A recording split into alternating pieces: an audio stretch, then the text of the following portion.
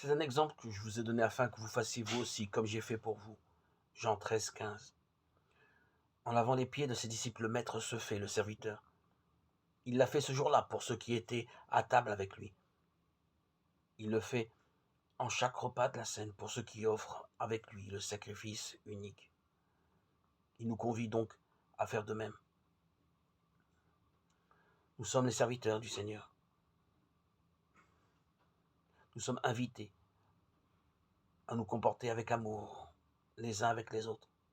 Trouver toujours la juste attitude n'est rien moins qu'évident. Que veut dire donc être serviteur dans un monde habité de tant de forces qui sont hostiles au Seigneur?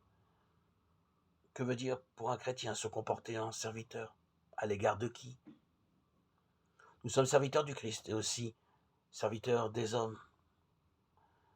Nous ne cherchons pas notre gloire, mais à rendre possible la rencontre, la proximité inouïe que le Christ veut avoir avec ce qu'il appelle à lui et que nous expérimentons chaque fois que nous commémorons le repas de la scène où Dieu se donne en sacrifice et se fait nourriture pour nous.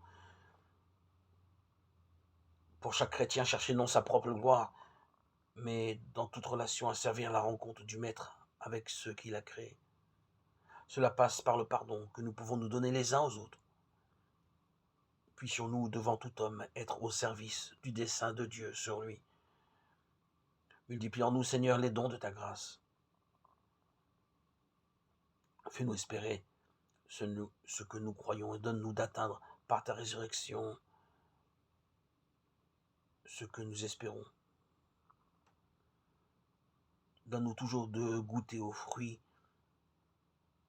de ton esprit que tu nous as donné à notre saint baptême, dans ton grand amour.